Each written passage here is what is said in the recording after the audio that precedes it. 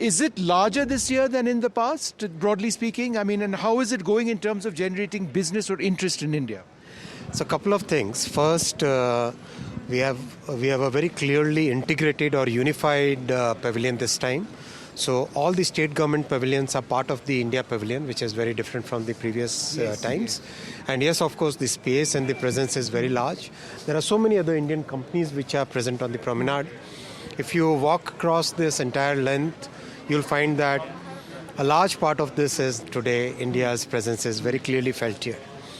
Second point, I would say the global financial world, the world of technology, all of them have a lot of confidence about India in terms of the policy certainty, in terms of the way our technological base is getting set up. People have a lot of confidence in our growth. People have a lot of confidence in the trajectory of our economy. Many of the things that have happened in the last few years are something which are clear testament to Prime Minister Narendra Modi ji's clarity of thought and the way he has executed the policies. So that's what people are talking about. They are showing that interest. They are showing that confidence. You also head the India AI mission.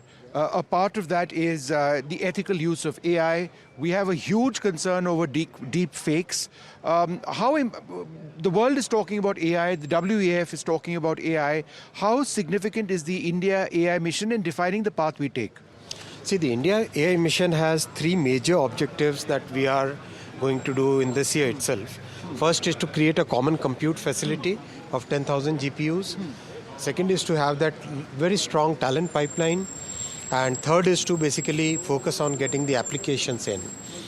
Apart from that, we have had a very senior level committee headed by the principal scientific advisor to advise us on what should be the policy framework. So that recommendation has already come, and we are discussing with all the stakeholders to get the right regulatory framework where the innovation and regulation are neatly balanced.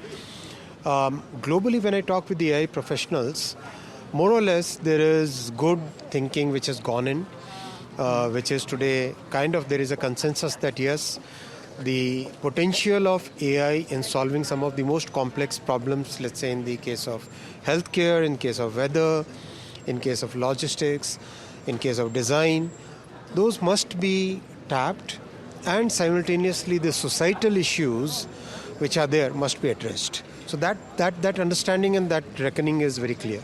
What about large language models, LLMs? Do you believe that we need to do a lot more? Is that necessarily in our interest as we pursue our AI ambitions? Yes, we are working with the stakeholders on two more items which are next phase of the AI mission. Getting our own AI chip designed, and second is having our own model.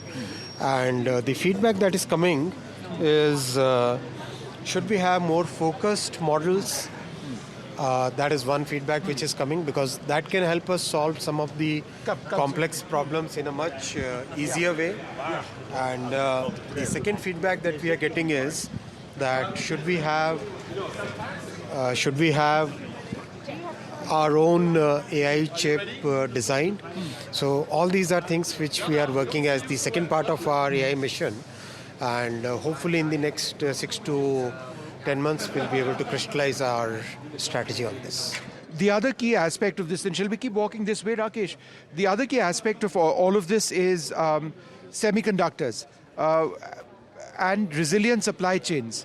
We've spoken about this last year as well, but in terms of resilient supply chains, since last year, what has actually changed in terms of fabs on the ground or proposals to build fabs on the ground? Where is India when it comes to actually building semiconductors? So we just completed the semiconductor roundtable with the senior professionals, CEOs of the semiconductor industry, and all of them expressed their huge satisfaction at the progress of the India semiconductor mission.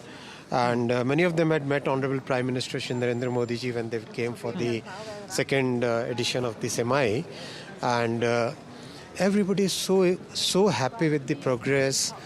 Just 3 years back, January 2022, we had announced the semiconductor mission. And today in January of 2025, we have 5 semiconductor units where the construction is progressing so well. Many places the construction is in the final stages of their completion, and the equipment are getting installed. The gases, chemical, that ecosystem is getting installed. So this is phenomenal. So people have shown huge confidence in a semiconductor program, and now we are focusing on the next stage of it. And we should have our first Made in India chip rolled out in this year itself, in 2025 itself. Now we are looking at the next phase, where how can we get more and more equipment manufacturers, chemical manufacturers, because see, from parts per million purity, now we have to go to parts per billion purity levels. So that requires huge transformative changes in the processes, in the raw materials, in the measurements, in the way the chemicals and materials are handled. All those things have to be done in a very different way. So we are working on all these aspects in a very comprehensive way, and the industry partners are very, very supportive for us.